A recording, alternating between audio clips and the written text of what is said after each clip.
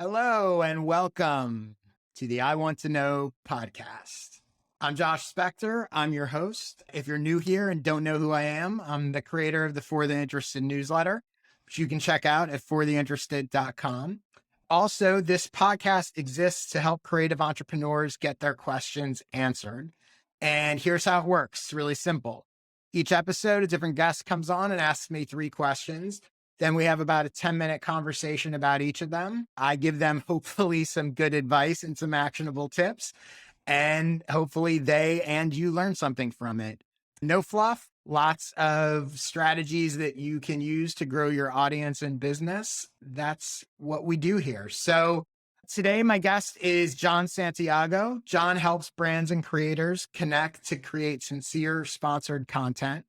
Jon's built a career specializing in marketing content, having worked with global brands such as MGM Grand and the Sacramento Kings.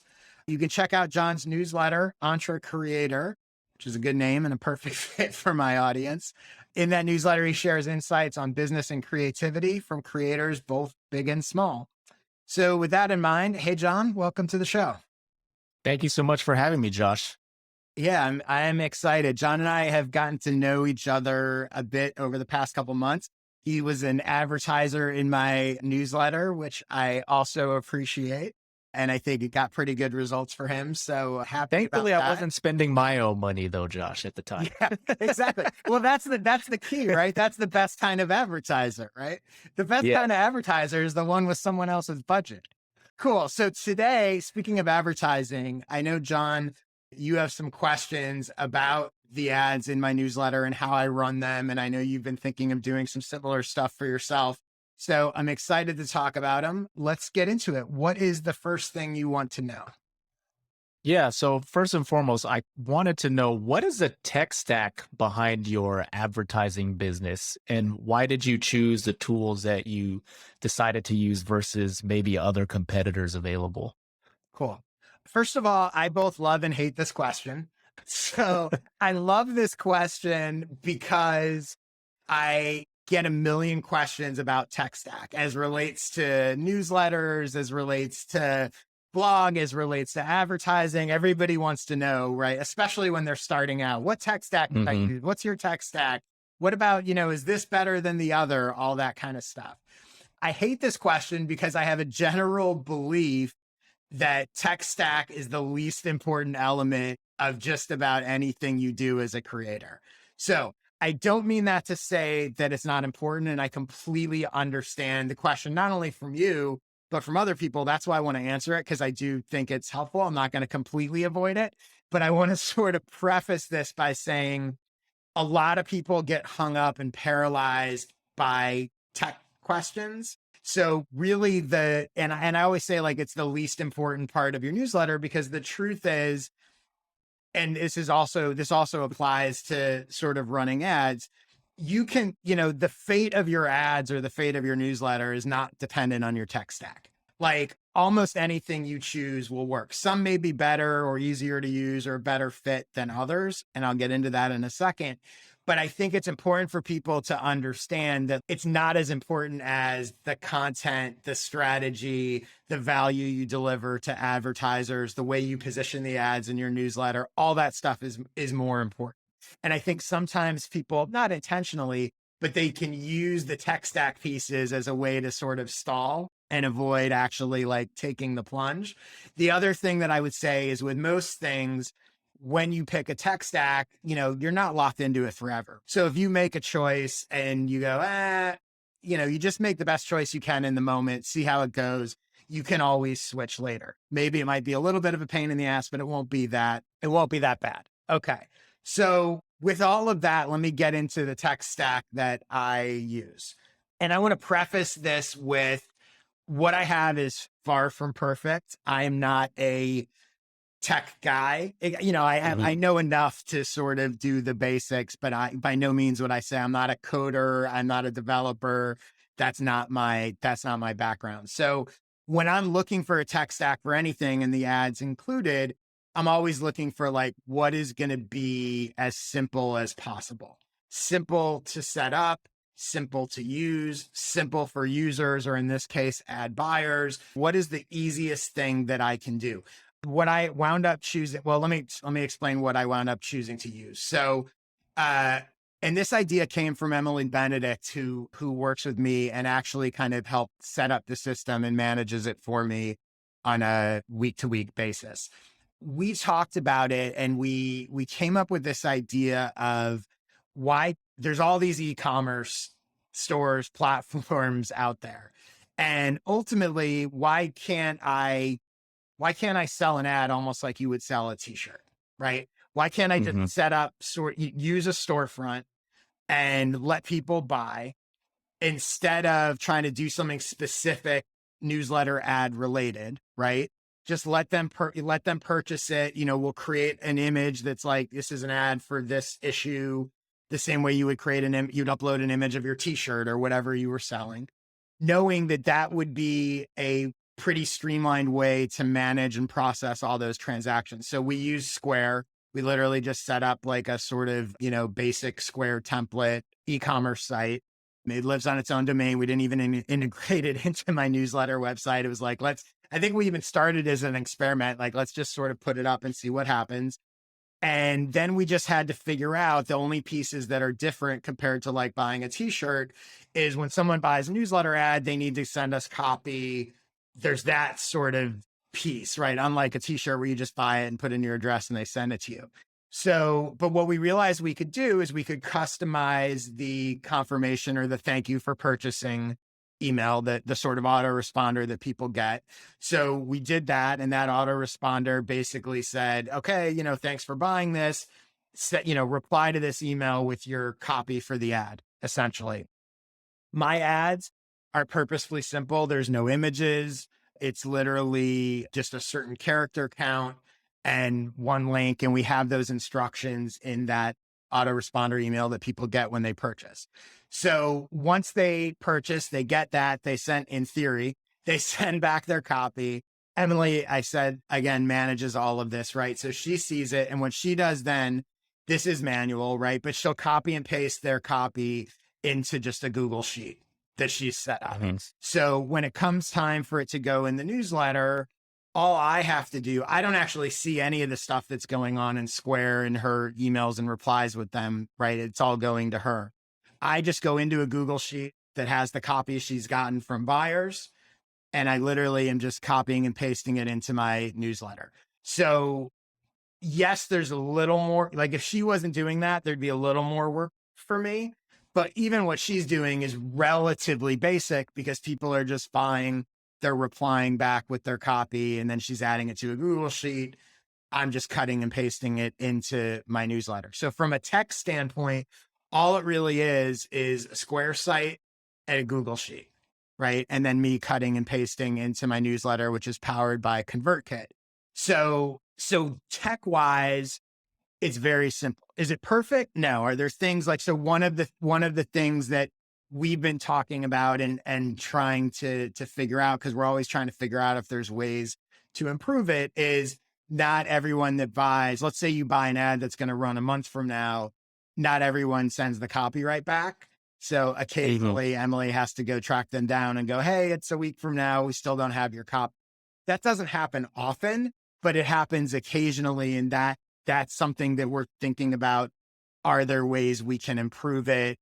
Are there, do we take buyers and put them into some kind of ConvertKit, like autoresponder thing where if they haven't sent the copy, they get a reminder? But even that is pretty minor, right? So it's a little bit of a pain in the ass, but it's not that bad.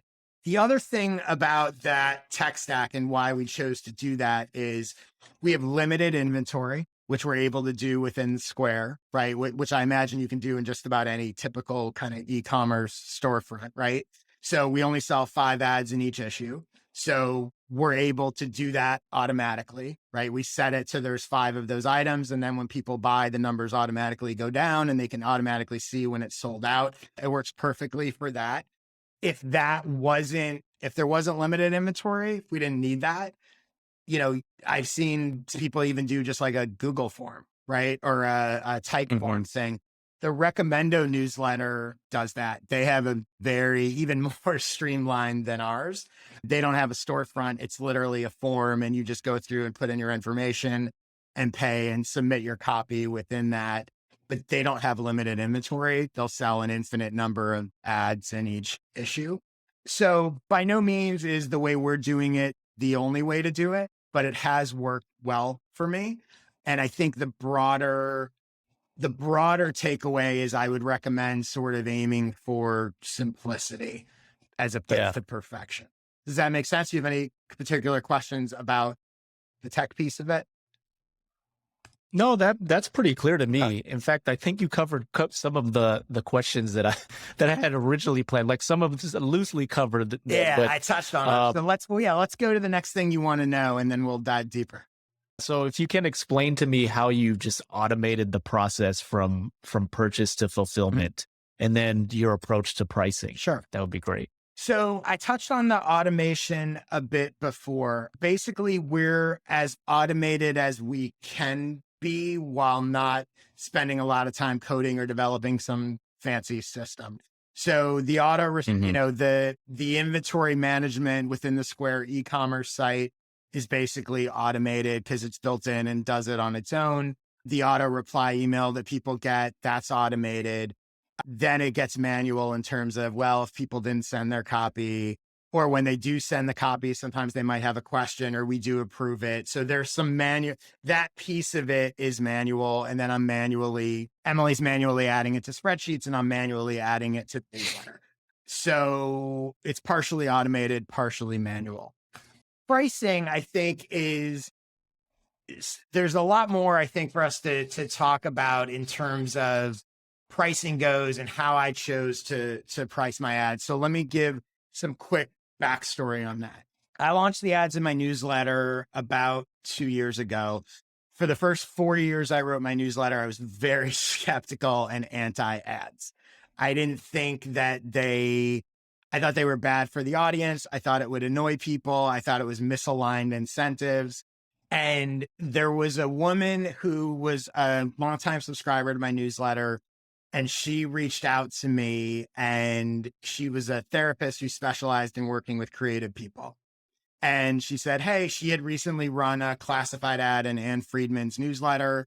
She said it was great. She's like, I got all these people, potential clients. They were the exact kind of people I wanted to reach. She was like, it's the best marketing I've ever done. And she knew that I didn't offer ads, but she asked, she's like, do you know anyone else that might have any other newsletters that might offer something similar with a similar audience? And it was weird because I was sitting here thinking about it and I was like, I have the exact audience she wants to reach. I like helping my audience, but I'm not offering it because I have this thing in my mind that like ads are bad or not helpful or whatever. Yeah. And and it really was eye-opening because I thought about not only would this be helping her and she's a part of my audience, but she's offering basically therapy to creative people, which is a very helpful, generous, even if it's paid, like it's a helpful thing that a lot of my audience would probably value from knowing that she exists as well. So I was like, why am I not? And it would help me because I could theoretically get paid. So for the first time, it was like this really eye-opening thing where I was like, this is going to help the ad buyer. It's going to help my subscribers and it would help me. And I just completely ruled it out for basically no reason, right? Just an assumption that like ads are bad. So I decided to survey my audience, right? I sent them I think it was like a 1 or 2 question survey. And basically was like, hey, if I were to launch ads, would you be interested in, as one multiple choice question, would you be interested in seeing them? Would you potentially want to buy one? Or no, you hate ads, don't include them. 90% of people who responded said either they would want to see the ads or they'd potentially be interested in buying one. Only 10% were like, no ads. I was shocked. I was like, okay, I've been way wrong about all of this, right? So then I decided to try the ads. And that the other thing I realized was, now in retrospect, it seems genius, but I completely stumbled onto it. I realized I had 40 or 50 people who had said they might be interested in buying them. I basically had generated 40 or 50 ad buyer leads from my audience without having launched or pitching or doing anything. So I started reaching out to them before I even officially launched it and said, hey, I think I'm going to do this. Do you want to buy an ad? And basically wound up selling out multiple issues before I even launched. Now, when I did that, I had to figure out how many am I going to offer? What am I going to sell it for? And I used to work in the comedy industry and I used to produce stand-up comedy shows. And I there's an analogy that I use, or this influenced my decision of how to price and what inventory to make available. If you're doing a comedy show, and this is true for anything, but if you're launching, let's say, a new like weekly stand-up comedy show, and you think that you can sell 70 tickets on a regular basis or whatever, and your options are a theater that holds 100 or a theater that holds 50. Most people would go, the instinct would be, I'm going to go theater that holds 100 because I can sell 70. So I want to make as much money as I can, right? I want to be able to sell 70. Mhm. I don't want to take a 50 theater that's a little too small and then only sell 50. But the truth is you want the 50. Because what you're doing when you're launching a new show or launching something like that is you want it to seem like a hot property. You want the buzz around it. So having 20 people a week who can't get tickets, all of a sudden everyone's like, have you seen that new show? That's like a hot new thing. And that builds it. It creates a perception of a sort of hot product, right? Even though you only sold 50 tickets instead of 70 in the bigger place. If you sell 70, everyone's like, oh, you can always get tickets to that show. There's 30 empty seats. No one's talking about, oh, did you see that new hot show? Even though you sold more tickets than the smaller venue, right? So Right. I had that in my mind. And I was like, when I launch these ads, I want them to be perceived as a hot product, an in-demand product. So I'm going to do two things to make that happen. Three things. One is I'm going to limit availability. So I was like, I'm only going to offer 5 per issue, not going to sell like however many people want to buy it. Because what I actually wanted was I wanted to be able to say they're sold out, they're sold out, they're sold out, they're sold out, right? That's what I wanted, less so than the money in the short term. I wanted the perception of, especially when launching this, right? Because who knows? And I didn't really know how successful they would be or not, but I wanted it to be sold out. So I limited the inventory. I also, because I wanted it to be sold out, was like, I don't exactly know where I should price this, but I'm going to aim low. I want it to be a no-brainer, right? So I had 15,000 or 17,000 subscribers at that time. I priced those ads at $50 because in my own mind, I was like, I don't know how they're going to perform. I don't know whatever, but at $50, that seems sort of like a no-brainer. Again, I was just trying to get sold out. And my belief was, Mhm. and then the third thing I did was reaching out to those people who had said they were interested before I even launched it. So that allowed me to, when I officially launched it and said, hey, I'm selling ads now, blah, blah, blah. And people would go to the Square e-commerce store. They would see multiple issues were already sold out. They would see that it was only $50 and it would be perceived as a hot product. Their first perception of my ads are those must be valuable and those are in demand. And if I'm even thinking about buying one, I better buy one now, or I'm not going to be able to, or whatever. Right. It also allowed me when I was talking to them to be able to say, as it went, every issue sold out since I launched 2 months ago. To Mhm. this day, almost every issue I've ever done has sold out. Right. It's also always easier to, and this is when I went into it thinking, right? But, knowing if they deliver, if they work okay, good value, I'm going to be able to raise the price.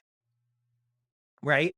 And that's what I've done. So they started at 50. I went to 65 eventually. I went to 80. I went to 100. I went to 200. I'm getting ready to go up again, probably to 300. We'll see. Continuing to sell out.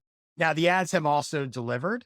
A key point. If the ads weren't working at some point, you're not going to be, perception's going to change because people that buy are going to not buy again and go, this wasn't worth it. But so obviously the ads have to work, but that's how I rolled it out. That's why I limited the inventory.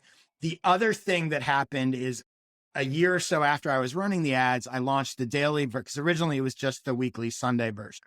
when I launched the daily version, I then realized that when you buy, you get the Sunday and a daily, because the daily drove a lot of clicks and really made the product way more valuable.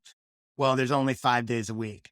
So I guess I could put multiple ads in daily newsletters. Theoretically, I could do 2 ads, whatever, but I didn't really want to do that. So that also limits me to 5 for the moment. But I think that scarcity, that urgency, that perception is very helpful. And I would recommend it, especially early on with ad things, because I think a lot of people think about, how much could I sell these for? And I think early on, there's probably more value to selling out and creating the perception that it's a hot product than just getting as much as you possibly can. I didn't want to launch ads and have people see like people weren't buying them. I didn't think that was a great way to sort of establish the tone. That said, on the flip side, my ads are probably underpriced. You tell me, because you've done a lot of ad buying all over the place. So, you tell, I'm curious, what has been your perception of, you bought ads in lots of newsletters and lots of other things. How do you think about pricing and market and all that as a buyer? Well, I would say that your ads are still greatly underpriced, even if you're going to increase them to $300, because I've done ad buys with other newsletters and other placements, and they're charging maybe 5 times more. And in terms of click-throughs and actual users and visits to the website, they pale in comparison to what I was getting from running ads in your Thank you. So you have a very engaged audience. And it's funny because I think I've spoiled myself, because I've also bought ads in lots of places to promote my newsletter. And like every time I'm like, I kind of can't believe, I'm like, wait a minute, like I just paid X amount. Like I wish, and what's funny is this is also like an interesting metric, like what I'm about to say. Like I wish I could buy ads in my own newsletter, right? Which, if you feel like that about your newsletter, that's probably a pretty good sign in terms of assessing value, right? I wish I could find a newsletter where I could get the results that people get from mine. And, because price is such a variable. I will say just in general that when I was first thinking about it or sort of measuring results, just in my own mind, I was kind of like, well, because everybody has different goals, right? So some people are just promoting a free newsletter. Some people are selling a product, a service. Some people it's a $10 product. Some people it's $1,000 product, right? So, in terms of what's worth it, like I've just kind of thought like, look, if I can get people clicks at $1 a click, that's pretty good. Kind of across the board, regardless for what they're doing. Like, for me, myself, if I could get clicks, as long as they're relevant, good, legitimate clicks, for $1 a click, like that's pretty good. So, so right now, like if I'm at $200 and it's not unusual for people to get 250, 300 clicks, like that's really good. Like just as a general benchmark. And again, it depends on audience and who you're selling to. And, and I haven't done a lot of big brand stuff either. I've sold mostly to sort of people that are in my audience. So by no means am I saying, again, take what I'm saying with a grain of salt, because I do think I'm underpriced. But for people that are like, well, where do I start, or what should I think about pricing? If you're doing $1, click's pretty good. People are going to be pretty happy with that in general. Cool. So let's go to your third question. What else do you want to know? Yeah, so you touched on this a little bit earlier. You mentioned your assistant, Emily, who's helping you out with fulfilling orders. And I was just curious if you would say that it's a must to have somebody else who is basically handling that side of fulfillment, or, can a creator do all of this on their own? I definitely don't think it's a must. It certainly helps, right? And I think I'm actually going to broaden this out, because I think it's not just, ad management is one of the things she does for me. She helps me with a bunch of other logistical stuff. And I think the sort of deeper question is, how important, necessary, helpful is it if you're a sort of solopreneur, creator, entrepreneur type, to have help, right? To have someone do this, and do you need that? And I don't think that you absolutely need that. And I don't think it's a must. I do think it's incredibly helpful. And I think that if you can afford it, even in some small way, like Emily's not full time, she has other clients and does other stuff, right? She helps me with certain specific things. And if you can afford it, it's great. I also think there, you don't have to be, it's possible that you might only need someone to help you with the ad, like the ad management piece of what she does for me probably doesn't take all that long. Like I would guess it's maybe a couple hours a week, right? So if there's someone out there and it's like you could find someone that you pay for 2 hours a week, it's probably worth it, depending on how busy you are and what you're doing. And if, you have revenue coming in and the ads are helping with that. But that said, don't need it. And I think that if I didn't have help, both with the ads and with other stuff, it would change the way I do things, right? So I would take into account, like here's a very concrete example with the ad management stuff. If I didn't have Emily able to sort of chase people down if they didn't send in their copy, right? Like if they didn't give their copy and she's like, oh, hey, your ad's going to run. I still need your copy. I might change my policy to basically be like, you need to submit your copy up front or you need to reply with your copy. And like, if you don't, sorry. Like I'm not chasing, if it was just me and I didn't have help, I would not chase people for copy. Like if you forget to send your copy in, that's on you. Sorry. Right. So it's that kind of things, those kinds of things that I would potentially change. The other thing is I might potentially change if I felt like managing it with 5 ads a week was too much. I might go, you know what? I'm going to sell 3 ads a week, or I'm going to sell 2 ads a week and I'm going to raise the price just so there's less back and forth, right? Or maybe I would sell, you can't just buy 1 week, you have to buy a month. So I'm basically selling to 5 buyers a month as opposed to 20 buyers a month. So I would adjust the way I did things to account for the limited time that I have. And in some ways, even with help, I'm already doing that. So for example, if I had more help or wanted to hire more help or had different help, I theoretically, one of the reasons I don't have many big brand advertisers is because like, I don't want to spend my time chasing, pitching brands and doing all that stuff. Hypothetically, I could hire someone and say, your job is to go get me big advertisers.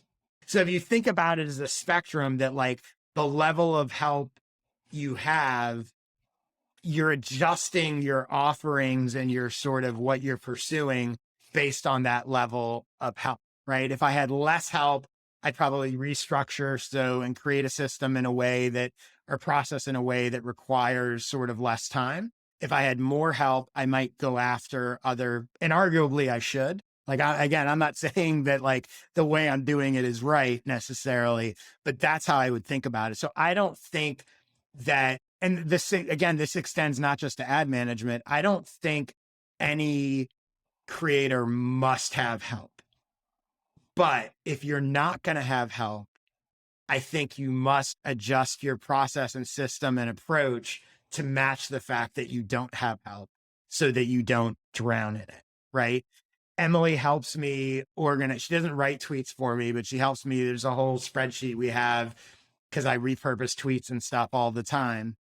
If it was just me, that would not be as organized and happening the same way, right? She schedules stuff. It would be different. It would be simplified. There would be less. Maybe I'd be less organized about it. I would figure out how to do it myself, but having that help allows me to do it in sort of bigger ways. Let me ask you, are you thinking about it as whether it's ads or other stuff, what's your stance on it? Are you trying to figure out how to do it yourself or are you trying to figure out how to get help? Well, I'm thinking about trying to do something like you've set up for one of my friends, old colleagues who I'm working with, who's a creator himself, and testing it out and seeing if basically like an e-commerce store setup could work. At the same time too, like I have also started trying to help out creators and help them land brand deals themselves by essentially working on commission. So that's another front where maybe, you know, I'm going the route of maybe trying to have more formal negotiations. There are more discussions back and forth with brands that wouldn't necessarily be the, you know, the very simplistic setup that you have on your I mean, your what ad I would platform. recommend is with whatever you're doing, right? Even in a more complex, more high touch back and forth, look for any way you can to simplify it. And there's probably ways it can probably be made more simple, even just little things, right? Recurring tasks that you're doing or the way you're presenting it, you know, like, you know, as opposed to, I'm just making this up, right? But as opposed to sort of having these open-ended conversations about, let's talk about how we can work together, just go in and be like, boom, here's the, you know, it's funny. You and I know we're talking about a different kind of sponsorship, and you could see how it shifted from initially, like we both wanted to work together and let's figure out what we could do together, shifted into here's 3 specific options, right? Yeah. Like let's cut to the chase. And whether it comes, you know, I think in that case, you know, I was the one quote unquote selling it. So I came up with the options. But I think even as a buyer, I think so much time is wasted in these conversations, and everyone has the best intentions. Like, I don't mean it as a criticism, but it's like waiting for someone to just sort of codify and go, here's a pitch, right? Here's what it is. Yes, Let's be specific. What do you like? What do you don't? What do you don't like? What are the issues? Okay, you don't have this, or vice versa, right? What's your budget? Okay, you have this budget. Great. Here's 3 different things we can do. I think trying to get to specifics, you know, one of the things I talk about all the time also, especially in like sales or any kind of sort of negotiations or whatever, a quick no is not a bad thing, right? Like, get to know fast, even if you then are pitching something else, right? I think people sometimes are so afraid to get to the no that they're sort of dragging it out, that they kind of don't ever make the sort of official pitch. I'd rather pitch something, have you be like, no, that doesn't work. And then go, okay, well, why? It doesn't work because of X, Y, and Z. Perfect. Let me come back and be like that, right? I think that streamlining can be done even in more complicated stuff, because I just think a lot of times people on both sides, again, through no fault, people even that want to work together, it's just they're sort of dragging their heels, where it's like, let's just cut to the chase. Like, there's things you know you don't want, there's things you know you want, and vice versa. Like, let's kind of put it all on the table and start talking specifics.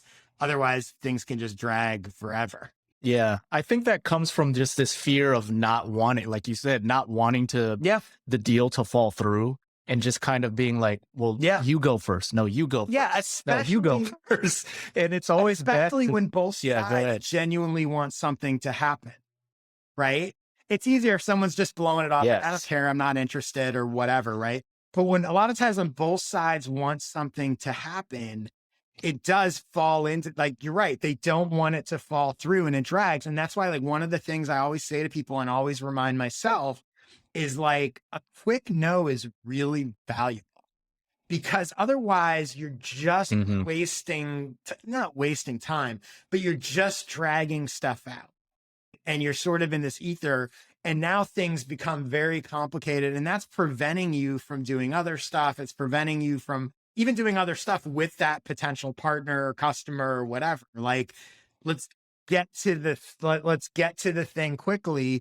I would much rather have someone say no than, oh, well, why don't you come back and, you know, we'll meet with some other people and, you know, put together, sort of show us some other ideas. And, you know, it's like, no, like, okay, like, we can do that. But like, are these ideas dead?